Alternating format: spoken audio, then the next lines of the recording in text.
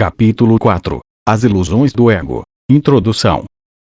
A Bíblia diz que deves ir com um irmão 2 vezes mais longe do que ele te pede. Certamente não sugere que o retardes em sua jornada. Do mesmo modo, a devoção a um irmão não pode te retardar. Só pode conduzir ao progresso mútuo. O resultado da devoção genuína é a inspiração, uma palavra que compreendida de modo adequado é o oposto da fadiga. Estar fatigado é estar desespiritualizado, mas estar inspirado é estar no espírito. Ser egocêntrico é ser desespiritualizado, mas estar centrado no ser no sentido correto é estar inspirado ou no espírito. Os verdadeiramente inspirados são iluminados e não podem habitar na escuridão. Tu podes falar a partir do espírito ou a partir do ego, conforme escolheres. Se falas a partir do espírito, optaste por aquietai-vos e sabei que eu sou Deus. Estas palavras são inspiradas porque refletem conhecimento. Se falas a partir do ego, estás repudiando o conhecimento ao invés de afirmá-lo e estás, assim, te desespiritualizando. Não embarques em jornadas inúteis, pois de fato são em vão. O ego pode desejá-las, mas o espírito não pode embarcar nelas, pois se recusa sempre a sair do seu fundamento. A jornada cruz deve ser a última jornada inútil. Não vivas nela, mas despede-a como já tendo sido realizada.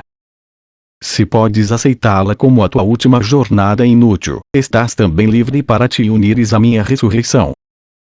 Enquanto não fizeres isso, a tua vida, de fato, é desperdiçada. Ela meramente reencena a separação, a perda do poder, as tentativas fúteis que o ego faz para reparar e finalmente a crucificação do corpo ou a morte. Tais repetições não têm fim até que se desista delas voluntariamente. Não cometas o erro patético de te agarrares à velha cruz áspera.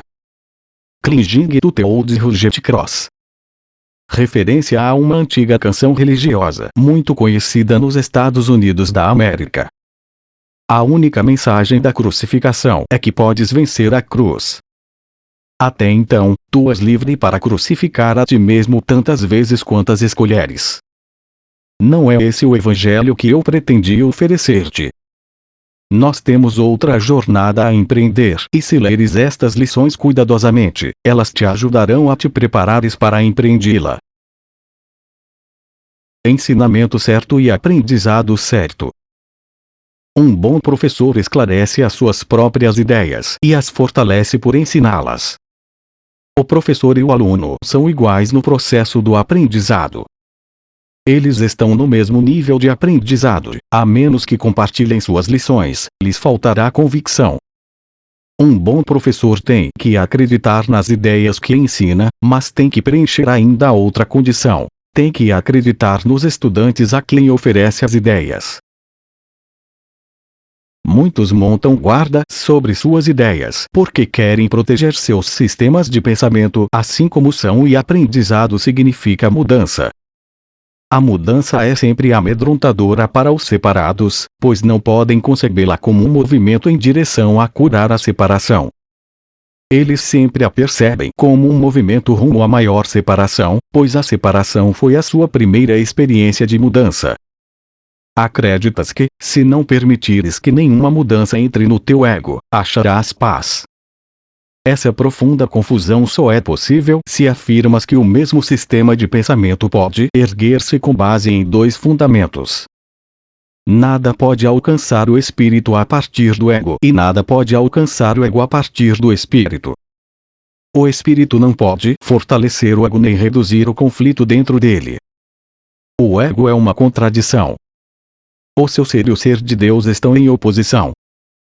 Eles se opõem na origem, na direção e no resultado. São fundamentalmente irreconciliáveis porque o espírito não pode perceber e o ego não pode conhecer. Portanto, não estão em comunicação e nunca podem estar em comunicação. Apesar disso, o ego pode aprender mesmo que o seu fazedor possa ser guiado de forma equivocada. Ele não pode, no entanto, fazer da vida doada a total ausência de vida. O espírito não precisa ser ensinado, mas o ego tem que ser. O aprendizado é, em última instância, percebido como assustador porque conduz ao abandono e não à destruição do ego à luz do espírito. Essa é a mudança da qual o ego não pode deixar de ter medo porque ele não compartilha da minha caridade. Minha lição era como atuar, porque a aprendi, posso ensiná-la. Eu nunca vou atacar o teu ego, mas estou tentando ensinar-te como surgiu o seu sistema de pensamento. Quando eu te lembro da tua verdadeira criação, o teu ego não pode deixar de responder com medo. O ensino e o aprendizado são as tuas maiores forças agora porque fazem com que sejas capaz de mudar a tua mente e ajudar outros a mudar as suas. Recusar-te a mudar a tua mente não vai provar que a separação não ocorreu. O sonhador que duvida da realidade do seu sonho, enquanto ainda está sonhando, não está realmente curando a sua mente dividida. Sonhas com um ego separado e acreditas em um mundo que se baseia nele. Isso é muito real para ti. Não podes desfazer isso sem mudar a tua mente a esse respeito. Se estiveres disposto a renunciar ao papel de guardião do teu sistema de pensamento e abri-lo para mim, eu o corrigirei muito gentilmente e te conduzirei de volta a Deus. Todo bom professor espera dar aos seus estudantes tanto do seu próprio aprendizado que, um dia, não mais necessitem dele. Essa é a única meta verdadeira do professor. É impossível convencer o ego disso porque vai contra todas as leis que lhe são próprias. Mas lembra-te de que as leis são estabelecidas para proteger a continuidade do sistema no qual o legislador acredita. É natural para o ego tentar proteger a si mesmo uma vez que tu o fizeste, mas não é natural para ti querer obedecer às leis do ego a não ser que tu acredites nelas. O ego não pôde fazer essa escolha devido à natureza da sua origem. Tu podes devido à natureza da tua. Os egos podem chocar-se com estrondo em qualquer situação, mas os espíritos não podem chocar-se de forma alguma. Se percebes um professor meramente como um ego maior, sentirás medo, porque engrandecer um ego seria aumentar a ansiedade a respeito da separação. Eu vou ensinar contigo e viver contigo se pensares comigo, mas minha meta sempre será finalmente absolver-te da necessidade de um professor. Isso é o oposto da meta do professor orientado pelo ego. Ele está preocupado com o efeito do seu ego sobre outros egos e, portanto, interpreta a sua interação como um meio de preservação egótica. Eu não seria capaz de devotar-me ao ensino se acreditasse nisso e tu não serás um professor devotado enquanto acreditares nisso. Eu estou constantemente sendo percebido como um professor que deve ser exaltado ou rejeitado, mas não aceito nenhuma das duas percepções para mim mesmo. O teu valor não é estabelecido pelo ensino ou pelo aprendizado. O teu valor é estabelecido por Deus. Enquanto contestares isso, tudo o que fizeres será amedrontador, particularmente qualquer situação que se preste à crença na superioridade e na inferioridade. Os professores têm que ser pacientes e repetir suas lições até que elas sejam aprendidas. Eu estou disposto a fazer isso porque não tenho nenhum direito de estabelecer os limites do teu aprendizado para ti. Mais uma vez, nada do que executas, pensas, desejas ou fazes é necessário para estabelecer o teu valor. Esse ponto não é discutível, exceto em delusões. O teu ego nunca está em jogo, porque Deus não o criou. O teu espírito nunca está em jogo, porque Ele o criou. Qualquer confusão nesse ponto é delusória e nenhuma forma de devoção é possível enquanto durar essa delusão. O ego tenta explorar todas as situações usando-as como formas de louvor para si mesmo de modo a superar as próprias dúvidas. Ele permanecerá em dúvida enquanto acreditares na sua existência. Tu, que o fizeste, não podes confiar no ego, porque na tua mente certa, reconheces que ele não é real. A única solução sã é não tentar mudar a realidade, que é de fato uma tentativa amedrontadora, mas aceitá-la como ela é. Tu és parte da realidade que permanece imutável além do alcance do teu ego, mas facilmente acessível ao espírito. Quando sentes medo, aquieta-te e sabe que Deus é real e que tu és o seu filho amado com quem ele se compraz. Não permitas que o teu ego conteste isso, porque o ego não pode conhecer o que está tão além do seu alcance como tu estás.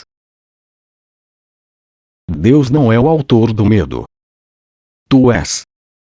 Escolheste criar de modo diferente dele e fizeste, portanto, o medo para ti mesmo. Não estás em paz porque não estás cumprindo a tua função. Deus te deu uma função muito sublime que tu não estás encontrando. O teu ego escolheu sentir medo ao invés de encontrá-la. Quando despertares, não serás capaz de compreender isso, porque isso é literalmente inacreditável. Não acredites no inacreditável agora. Qualquer tentativa de aumentar sua credibilidade meramente adia o inevitável. A palavra inevitável é amedrontadora para o ego, mas alegre para o espírito. Deus é inevitável e tu não podes evitá-lo, assim como ele não pode evitar-te.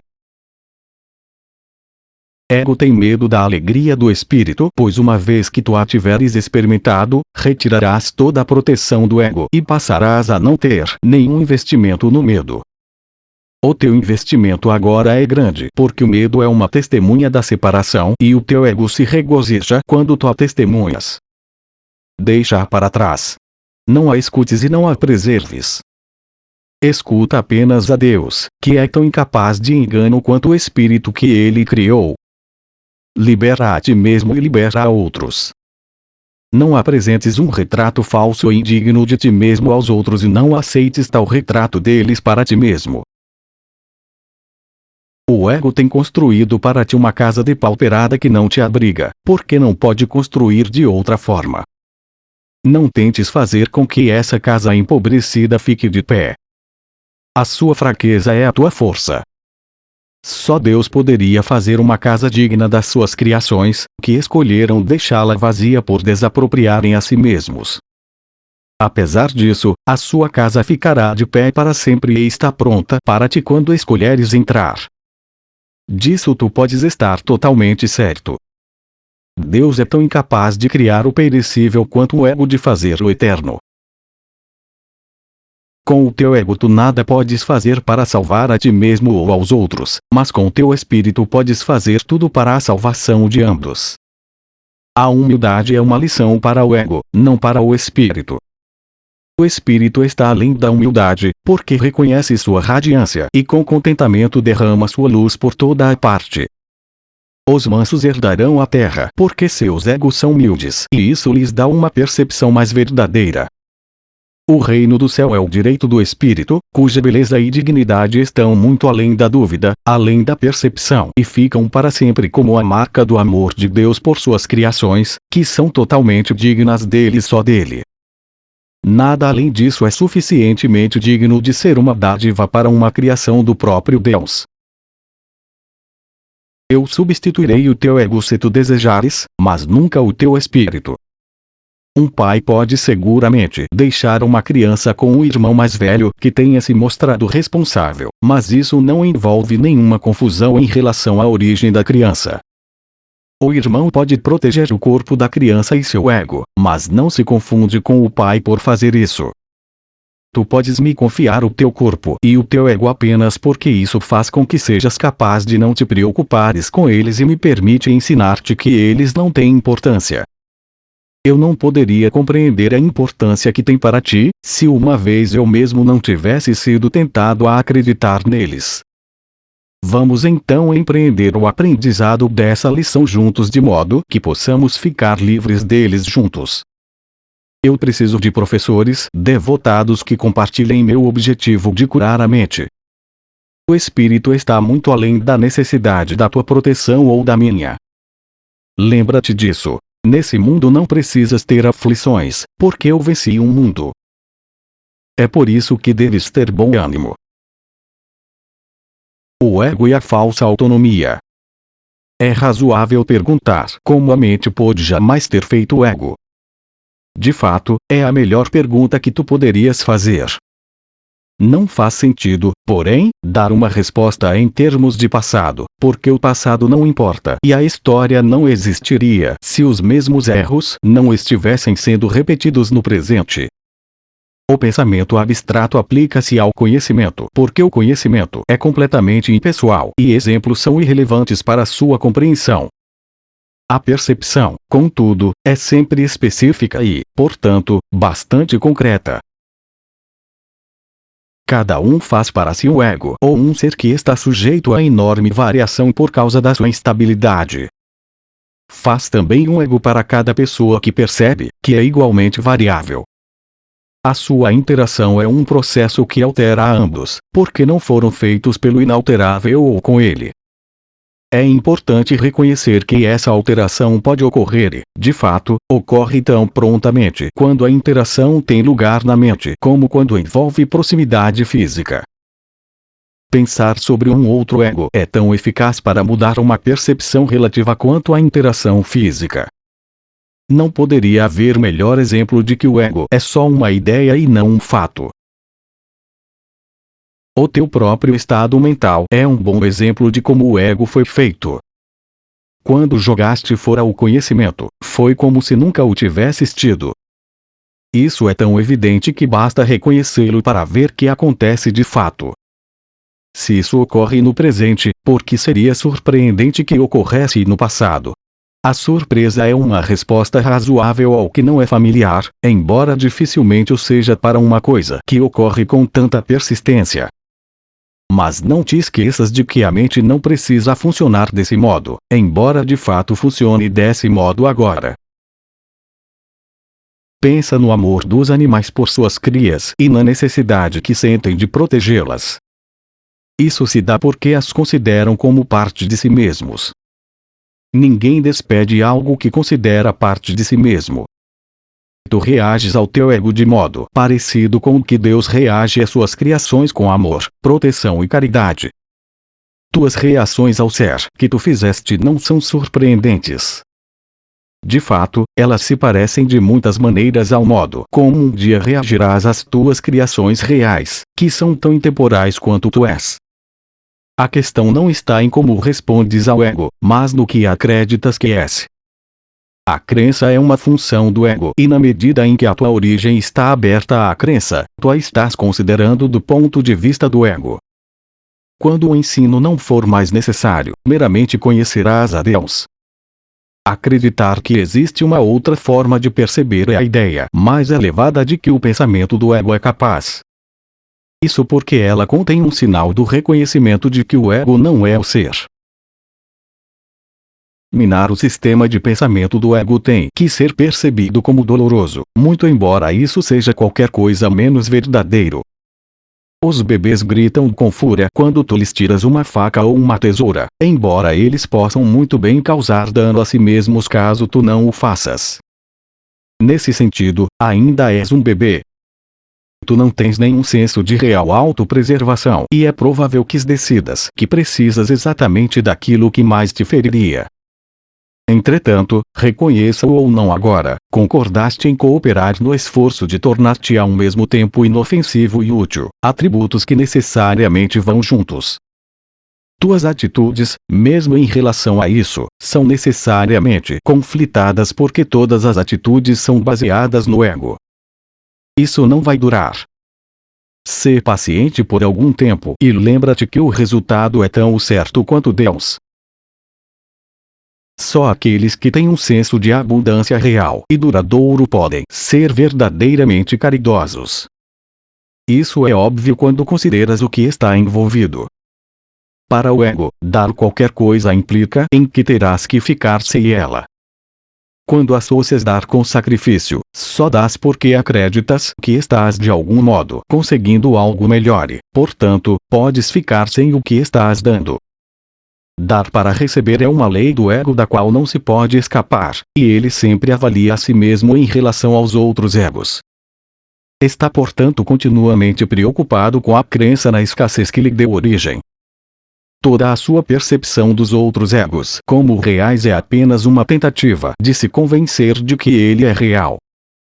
A autoestima em termos egóticos não significa nada além de que o ego iludiu a si mesmo a ponto de aceitar a própria realidade e é, portanto, temporariamente menos predatório. Essa autoestima é sempre vulnerável à tensão, um termo que se refere a qualquer coisa percebida como ameaça à existência do ego. O ego vive literalmente por comparações. A igualdade está além do seu alcance e a caridade passa a ser impossível. O ego nunca dá a partir da abundância, porque foi feito como um substituto para ela. É por isso que o conceito de receber surgiu no sistema de pensamento do ego. Os apetites são mecanismos para receber, representando a necessidade do ego de confirmar a si mesmo. Isso é tão verdadeiro dos apetites do corpo quanto das assim chamadas necessidades mais elevadas do ego. Na origem, os apetites do corpo não são físicos. O ego considera o corpo como a sua casa e tenta satisfazer-se através do corpo. Mas a ideia de que isso é possível é uma decisão da mente que passou a ser completamente confusa em relação ao que é possível na realidade. O ego acredita estar completamente sozinho, o que é apenas uma outra forma de descrever como ele pensa que se originou.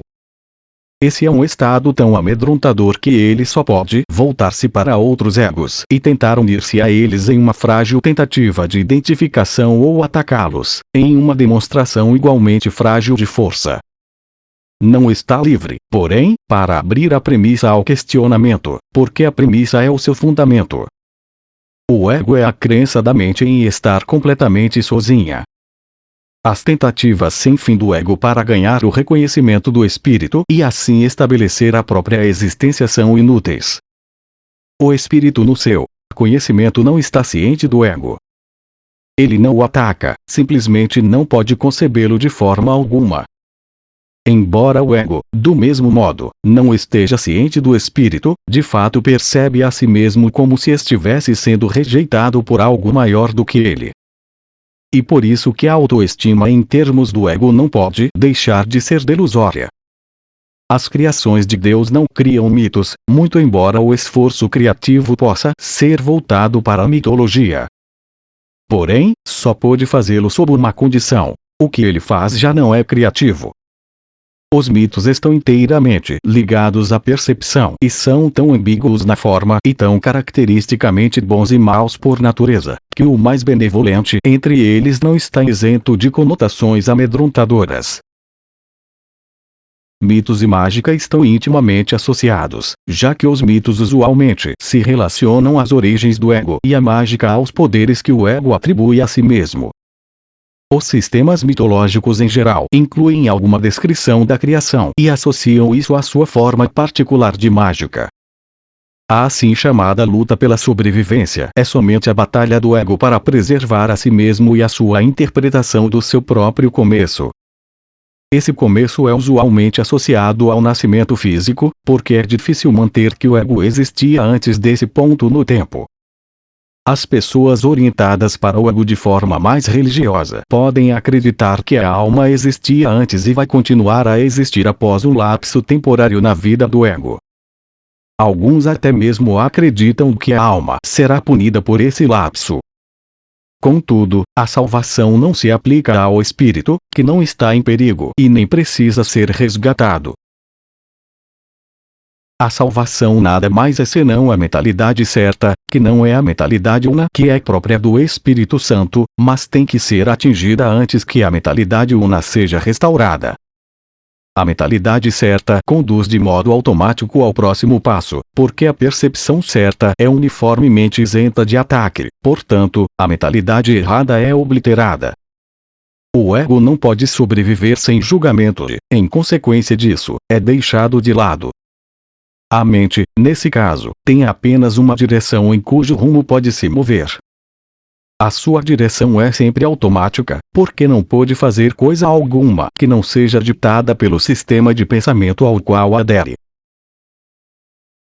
Não se pode enfatizar com demasiada frequência que corrigir a percepção é meramente um expediente temporário.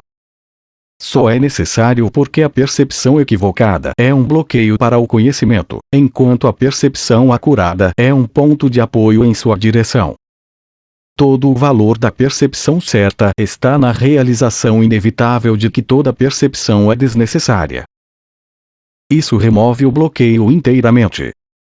Tu podes questionar como isso é possível enquanto aparentares estar vivendo nesse mundo. Essa é uma questão razoável. Contudo, tens que ser cuidadoso para compreendê-la realmente. Quem é o tu que está vivendo nesse mundo? O espírito é imortal e a imortalidade é um estado constante. É tão verdadeira agora como sempre foi e sempre será, porque não implica em absolutamente nenhuma mudança. Não é um contínuo nem é compreendida por ser comparada a um oposto. O conhecimento nunca envolve comparações. Essa é a sua principal diferença em relação a todas as outras coisas que a mente pode apreender. Amor sem conflito. É difícil compreender o que significa realmente. O reino do céu está dentro de ti. Isso não é compreensível para o ego, que interpreta essa afirmação como se alguma coisa de fora estivesse dentro, e isso não significa coisa alguma. A palavra dentro é desnecessária. O reino do céu és tu. O que, além de ti, foi criado pelo Criador e o que, além de ti, é o seu reino. Essa é toda a mensagem da expiação, uma mensagem que na sua totalidade transcende a soma de suas partes. Tu também tens um reino que o teu espírito criou. Ele não cessou de criar por causa das ilusões do ego. As tuas criações não são mais órfãs de pai do que tu és. Teu ego e teu espírito nunca serão co-criadores, mas o teu espírito e o teu criador sempre o serão. Tem confiança em que as tuas criações estão em segurança tanto quanto tu estás. O reino é perfeitamente unido e perfeitamente protegido e o ego não prevalecerá contra ele. Amém. Isso está escrito em forma de uma oração porque é útil em momentos de tentação. É uma declaração de independência. It is a Declaration of Independence. Referência a um importante documento na história americana. Tu acharás isso muito útil se o compreenderes inteiramente. A razão pela qual necessitas da minha ajuda está em teres negado o teu próprio guia e, portanto, precisas de orientação. Meu papel é separar o verdadeiro do falso, de modo que a verdade possa ultrapassar as barreiras que o ego estabeleceu e brilhar na tua mente. Contra nossa força unida o ego não pode prevalecer. Com toda a certeza é evidente agora a razão pela qual o ego considera o espírito como inimigo. O ego surgiu da separação e a continuidade da sua existência depende da continuação da tua crença na separação. O ego tem que te oferecer algum tipo de recompensa pela manutenção dessa crença. Tudo que pode te oferecer é um senso de existência temporário, que se inicia com seu próprio começo e termina com seu próprio fim. Ele te diz que essa vida é a tua existência porque é a sua própria. Contra esse senso de existência temporário, o espírito te oferece o conhecimento da permanência e do que é inabalável. Ninguém que tenha experimentado essa revelação pode jamais acreditar inteiramente no ego outra vez. Como pôde o seu parco oferecimento a te prevalecer diante da dádiva gloriosa de Deus? Tu, que te identificas com teu ego, não podes acreditar que Deus te ama. Tu não amas o que fizeste e o que tu fizeste não te ama. Sendo feito a partir da negação do Pai, o ego não tem nenhuma aliança com quem o fez. Tu não podes conceber o relacionamento real que existe entre Deus e as suas criações devido ao ódio que sentes pelo ser feito por ti. Tu projetas no ego a decisão de te separares, e isso conflita com o amor que sentes pelo ego pelo fato de o teres feito. Nenhum amor nesse mundo existe sem essa ambivalência, e como nenhum ego experimentou o amor sem ambivalência, o conceito está além da sua compreensão. O amor penetrará de imediato em qualquer mente que o queira na verdade, mas é preciso que ela o queira verdadeiramente. Isso significa que ela o queira sem ambivalência, e esse tipo de querer está totalmente isento da compulsão para receber que o ego tem. Existe um tipo de experiência tão diferente de tudo que o ego pode oferecer, que nunca quererás encobri-la ou escondi-la de novo. É necessário repetir que a tua crença na escuridão e em esconder-te é a razão pela qual a luz não pode entrar. A Bíblia faz muitas referências às dádivas imensuráveis que são para ti, mas precisas pedir. Essa não é uma condição como as condições que o ego estabelece. É a condição gloriosa do que tu és. Nenhuma força exceto a tua própria vontade é suficientemente forte ou suficientemente digna para guiar-te. Nisso, tu és tão livre quanto Deus e tens que permanecer assim para sempre. Vamos pedir ao Pai em meu nome para manter a tua mente plena do seu amor por ti e do teu por Ele. Ele nunca falhou em responder a esse pedido, pois só pede o que já é sua vontade. Aqueles que chamam verdadeiramente sempre são respondidos. Vos não tereis outros deuses diante dele porque não há nenhum outro. Na realidade nunca passou pela tua mente desistir de todas as ideias que já tiveste que se opõem ao conhecimento. Tu retens milhares de pequenos restos de medo que impedem a entrada daquele que é santo. A luz não pode penetrar através das paredes que fazes para bloqueá-la e se recusa para sempre a destruir o que tu tens feito. Ninguém pode ver através de uma parede, mas eu posso contorná-la. Vigia a tua mente buscando os restos de medo, ou não serás capaz de me pedir que o faça. Eu só posso ajudar-te do modo como o nosso Pai nos criou. Eu vou amar-te e honrar-te e manter completo respeito por aquilo que tens feito, mas não vou apoiar o que fizeste a não ser que seja verdadeiro. Eu nunca te abandonarei, assim como Deus também jamais o fará, mas tenho que esperar enquanto escolheres abandonar a ti mesmo. Porque eu espero com amor e não com impaciência, com toda a certeza tu me chamarás verdadeiramente. Virei em resposta a um único chamado inequívoco. Vigia com cuidado e vê o que é que estás realmente pedindo. Sê muito honesto contigo mesmo nisso, pois é preciso que não escondamos nada um do outro. Se tu realmente vais tentar fazer isso, terás dado o primeiro passo na direção de preparar a tua mente para a entrada daquele que é santo. Vamos nos preparar para isso juntos, pois uma vez que ele tiver vindo, tu estarás pronto para me ajudar a fazer com que outras mentes estejam prontas para ele. Por quanto tempo vais negar a ele o seu reino? Na tua própria mente, embora negada pelo ego, está a declaração da tua libertação. Deus te deu todas as coisas. Esse único fato significa que o ego não existe e faz com que ele fique profundamente amedrontado. Na linguagem do ego, ter e ser são diferentes, mas para o Espírito Santo são idênticos. O Espírito Santo tem o conhecimento de que tu ao mesmo tempo tens tudo e és tudo. Qualquer distinção nesse sentido só é significativa quando a ideia de receber, que implica uma falta, já foi aceita. E por isso que não fazemos nenhuma distinção entre ter o reino de Deus e ser o reino de Deus. O calmo ser do reino de Deus que, na tua mente sã é perfeitamente consciente, é cruelmente banido da parte da mente regida pelo ego. O ego está desesperado porque se opõe literalmente a probabilidades invencíveis, estejas tu dormindo ou acordado. Considera o quanto tens estado disposto a ser vigilante para proteger o teu ego e quão pouco para proteger a tua mente certa. Quem, senão os insanos, empreenderia a acreditar no que não é verdadeiro e depois proteger essa crença às custas da verdade? Isso não precisa ser assim. Se tu não podes ouvir a voz que fala por Deus, é porque não escolheste escutar. Que escutas a voz do teu ego, é demonstrado pelas tuas atitudes, os teus sentimentos e o teu comportamento.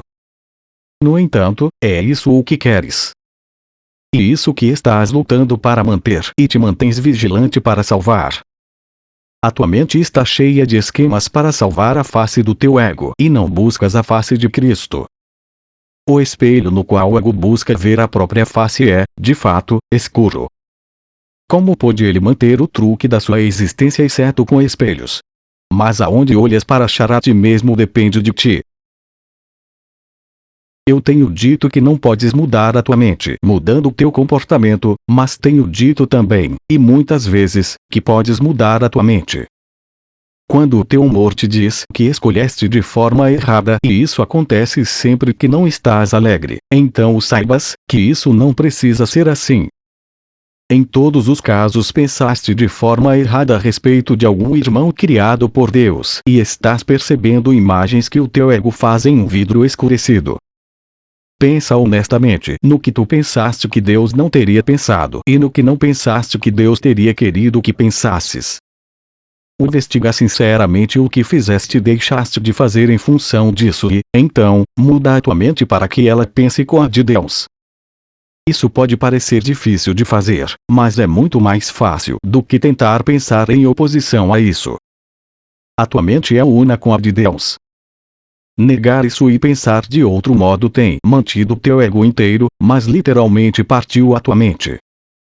Como um irmão amoroso, estou profundamente preocupado com a tua mente e recomendo-te com insistência que sigas o meu exemplo quando olhas para ti mesmo e para o teu irmão e vejas em ambos as gloriosas criações de um Pai glorioso. Quando estás triste, saibas que isso não precisa ser assim. A depressão vem de um senso de estares sendo privado de alguma coisa que queres e não tens. Lembra-te de que não és privado de nada, exceto pelas tuas próprias decisões, e então decide de outra forma. Quando estás ansioso, reconhece que a ansiedade vem do caráter caprichoso do ego e sabe que isso não precisa ser assim. Tu podes ser tão vigilante contra os ditames do ego quanto a favor deles. Quando te sentes culpado, lembra-te que, de fato, o ego violou as leis de Deus, mas tu não. Deixa os pecados do ego para mim. É para isso que serve a expiação. Mas até que mudes a tua mente em relação àqueles a quem teu ego tem ferido, a expiação não pode liberar-te. Enquanto te sentes culpado, teu ego está no comando, porque só o ego pode experimentar a culpa. Isso não precisa ser assim.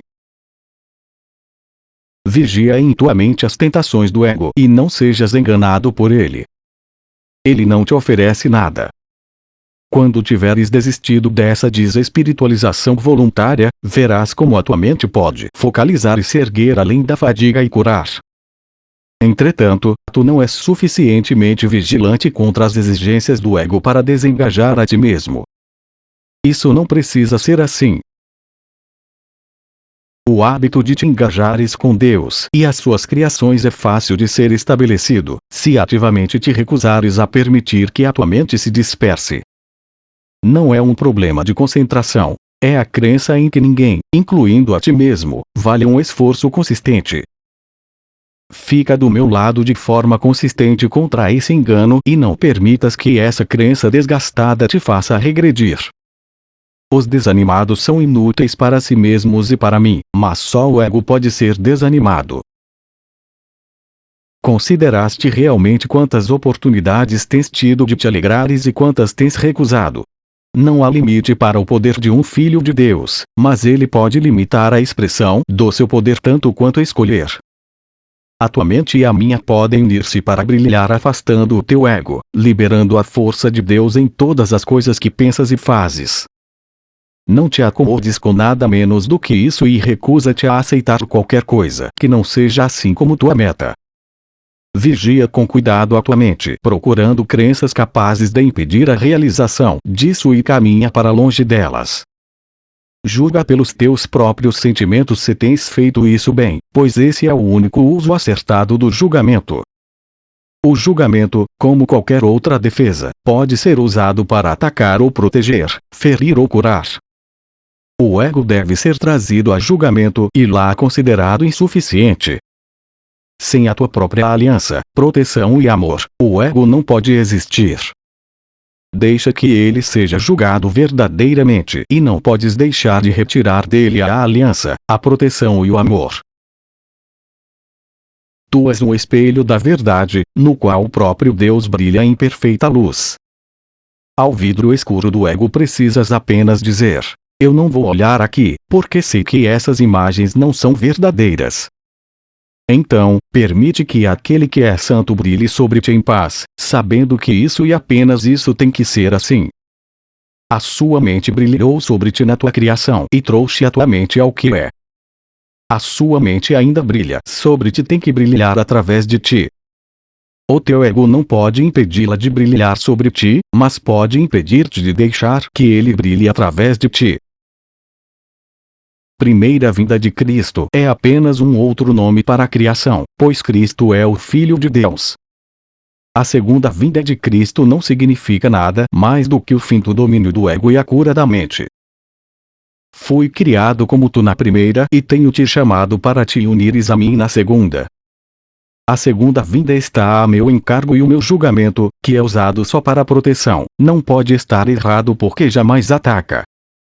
O teu pode estar tão distorcido que acreditas que eu estava equivocado ao escolher-te. Asseguro-te que esse é um equívoco do teu ego. Não o tomes equivocadamente por humildade. O teu ego está tentando convencer-te de que ele é real e de que eu não sou, porque se eu sou real, não sou mais real do que tu. Esse conhecimento, e eu te asseguro que isso é conhecimento, significa que Cristo veio à tua mente e a curou. Eu não ataco o teu ego.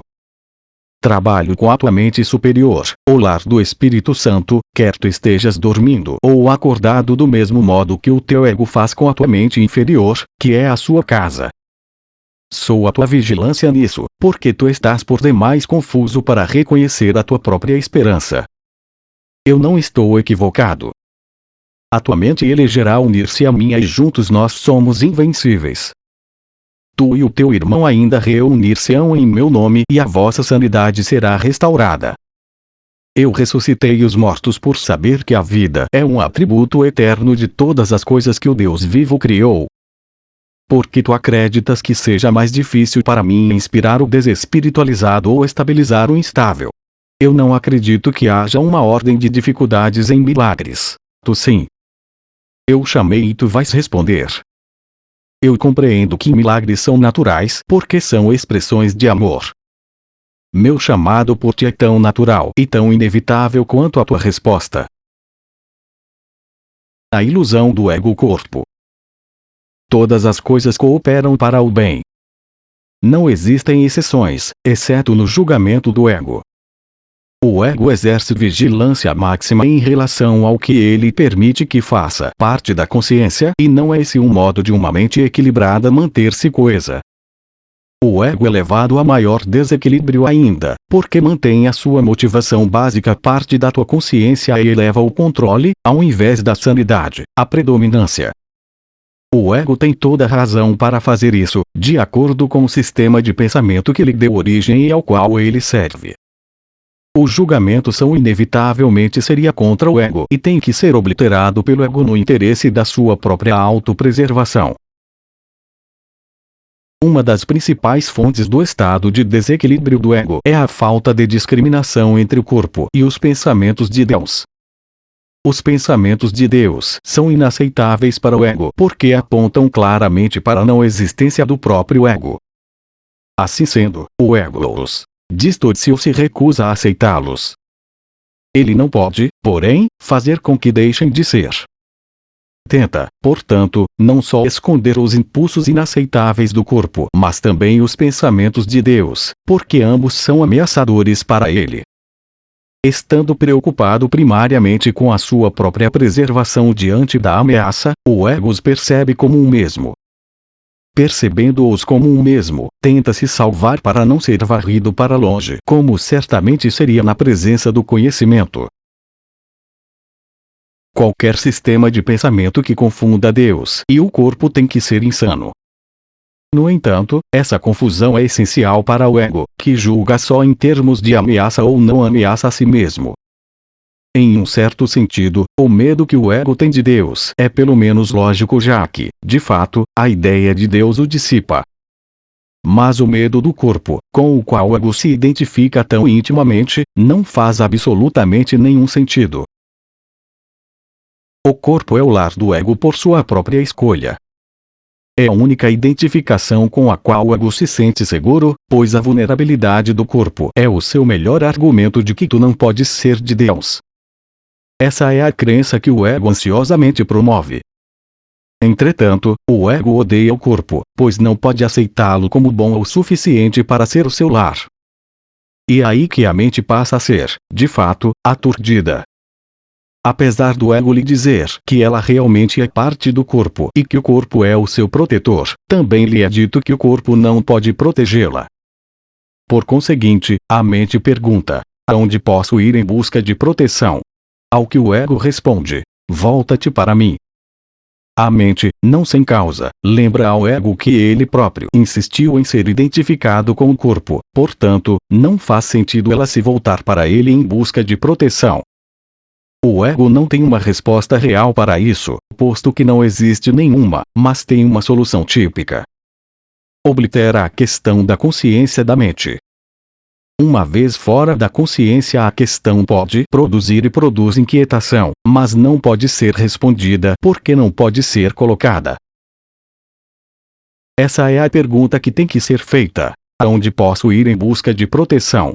Buscar e achareis não significa que deves buscar cega e desesperadamente algo que não reconhecerias. A busca significativa é empreendida conscientemente, conscientemente organizada e conscientemente dirigida. A meta tem que ser formulada de forma clara e mantida em mente. Aprender e querer aprender são inseparáveis. Tu aprendes melhor quando acreditas que o que estás tentando aprender tem valor para ti. Contudo, nem tudo que podes querer aprender tem valor duradouro. De fato, muitas das coisas que queres aprender podem ser escolhidas porque seu valor não é duradouro. O ego pensa que é uma vantagem não se comprometer com coisa alguma que seja eterna, porque o eterno não pode deixar de vir de Deus. A qualidade do que é eterno é a única função que o ego tem tentado desenvolver, mas sistematicamente tem falhado em conseguir. O ego transige com o tema do eterno exatamente como faz com todos os temas que, de alguma maneira, digam respeito à questão real. Passando a envolver-se com assuntos tangenciais, espera esconder a questão real e mantê-la fora da mente. A ocupação característica do ego com coisas que não são especiais é precisamente para esse propósito. As preocupações com problemas colocados para serem insolúveis são os instrumentos favoritos do ego para impedir o progresso do aprendizado. Em todas essas tânticas diversivas há, porém, uma única questão que nunca é colocada por aqueles que as perseguem: para quê?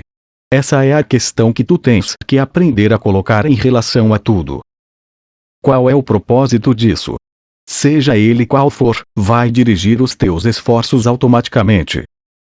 Quando tomas uma decisão em relação ao propósito, naquele momento tomaste uma decisão a respeito do teu esforço futuro, uma decisão que vai permanecer efetiva a não ser que mudes a tua mente. As recompensas de Deus.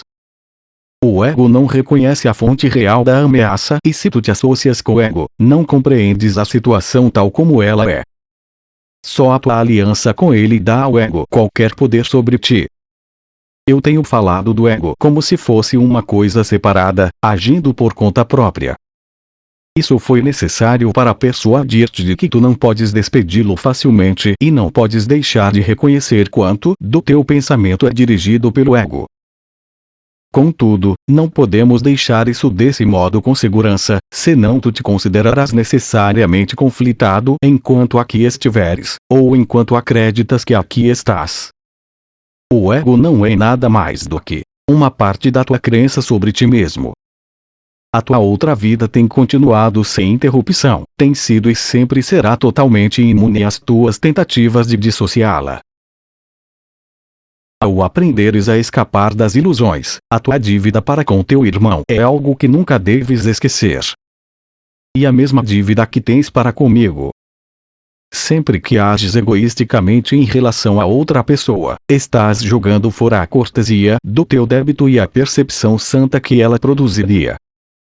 O termo santa pode ser usado aqui porque, à medida em que aprendes o quanto estás em débito com toda a filiação, que inclui a mim, chegas tão perto do conhecimento quanto a percepção pode chegar.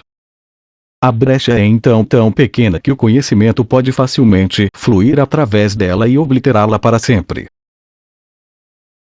Tu ainda tens muito pouca confiança em mim, mas ela aumentará na medida em que te voltares cada vez mais para mim, em vez de para o teu ego em busca de orientação. Os resultados te convencerão progressivamente de que essa é a única escolha sã que podes fazer. Ninguém que aprenda pela experiência que uma escolha traz paz e alegria, enquanto outra traz caos e desastre, necessita de persuasão adicional. O aprendizado através de recompensas é mais eficiente do que o aprendizado através da dor, porque a dor é uma ilusão do ego e nunca pode induzir a algo mais do que a um efeito temporário. As recompensas de Deus, todavia, são imediatamente reconhecidas como eternas. Como esse reconhecimento é feito por ti e não pelo ego, o próprio reconhecimento estabelece que tu e o teu ego não podem ser idênticos. Tu podes acreditar que já aceitaste essa diferença, mas ainda não estás de modo algum convencido. O fato de acreditares que tens que escapar do ego demonstra isso, mas não podes escapar do ego humilhando-o, controlando-o ou punindo-o. O ego e o espírito não se conhecem um ao outro. A mente separada não pode manter a separação exceto por dissociação. Tendo feito isso, ela nega todos os impulsos verdadeiramente naturais, não porque o ego seja uma coisa separada, mas porque queres acreditar que tu és. O ego é um instrumento para a manutenção dessa crença, mas é somente a tua decisão de usar o instrumento que faz com que ele seja capaz de perdurar. Como podes ensinar a alguém o valor de alguma coisa que ele deliberadamente jogou fora? Com toda a certeza ele a jogou fora porque não a valorizava. Podes apenas mostrar-lhe como ele é miserável sem ela e lentamente aproximá-lo dela, de forma que possa aprender como a sua miséria diminui à medida que ela se aproxima. Isso lhe ensina a associar a sua miséria com a ausência do que jogou fora e o oposto da miséria com a presença disso. Isso gradualmente vem a ser desejável, à medida em que ele muda sua mente acerca deste valor.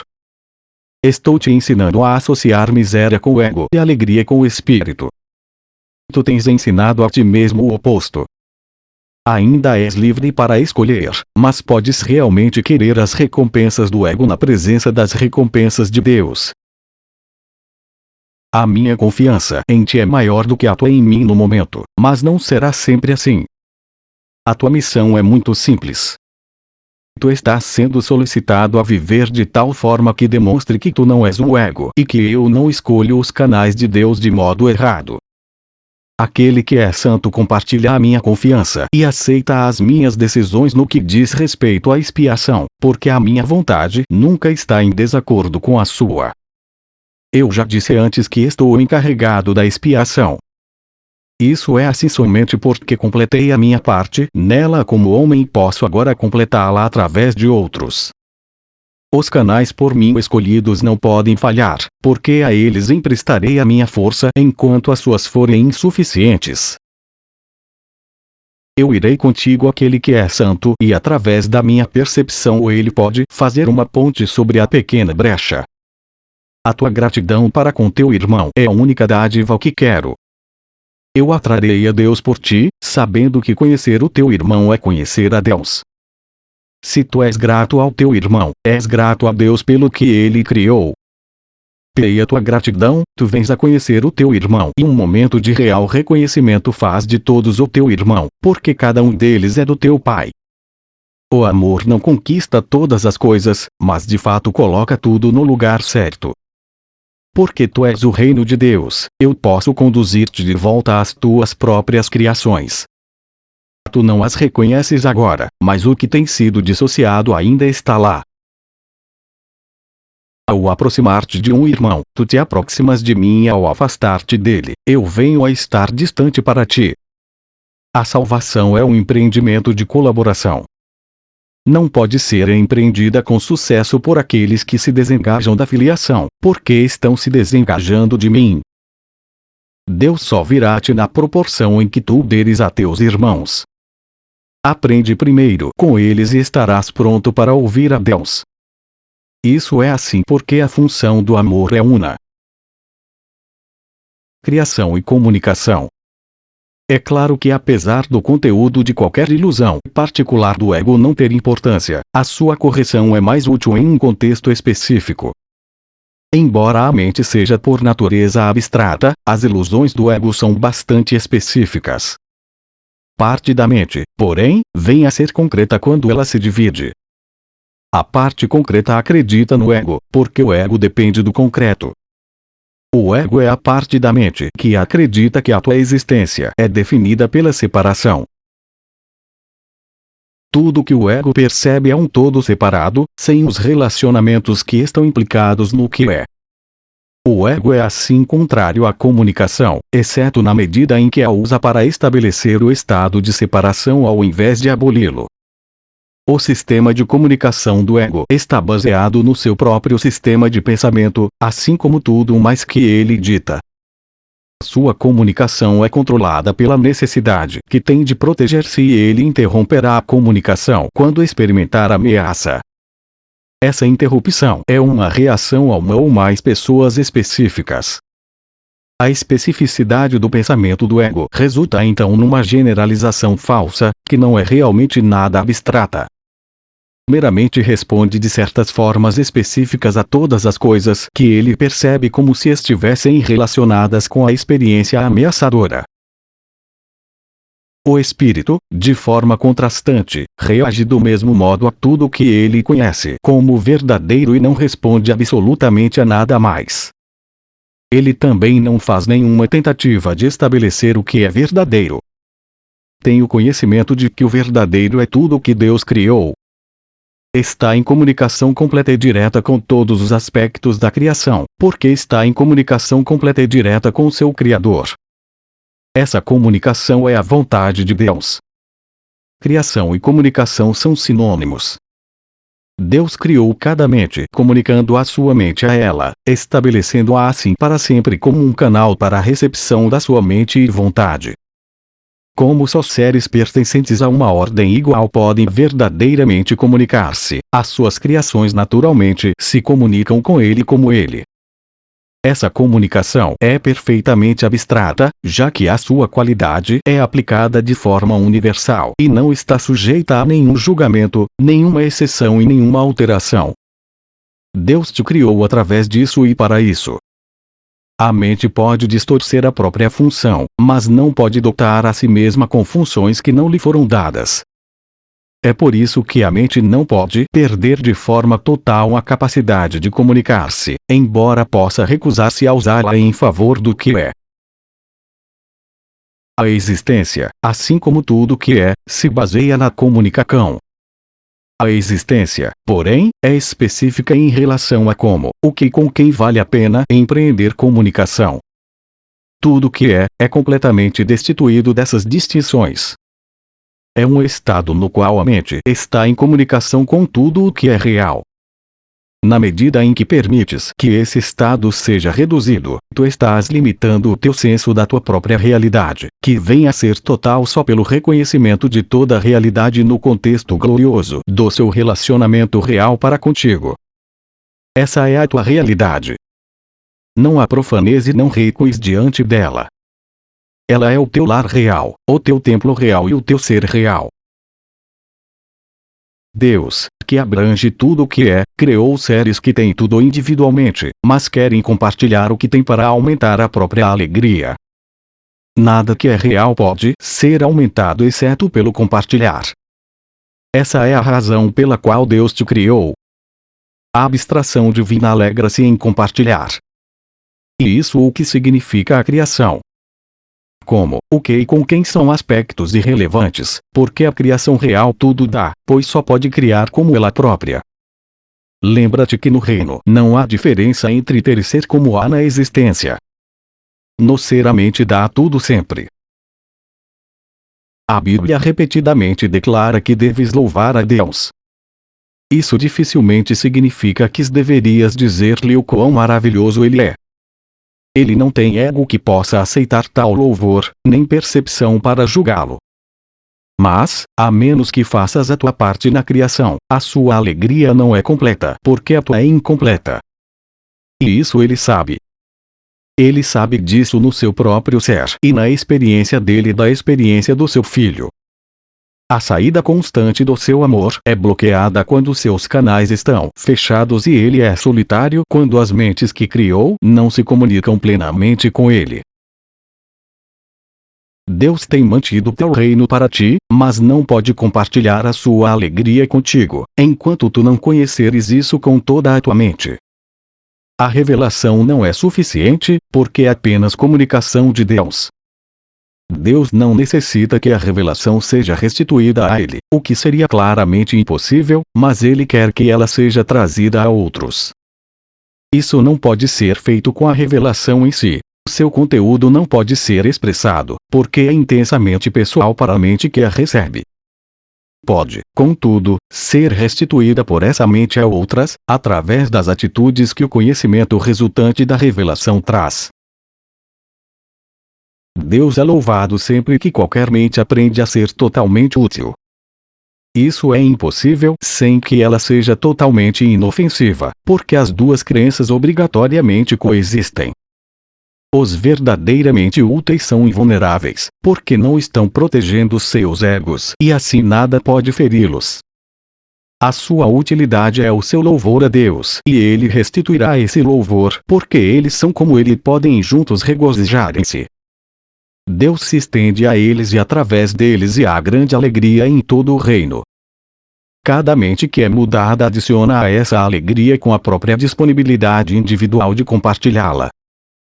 Os verdadeiramente úteis são os trabalhadores do milagre de Deus, a quem eu dirijo até que estejamos todos unidos na alegria do reino. Eu te dirigirei aonde tu possa ser verdadeiramente útil e a quem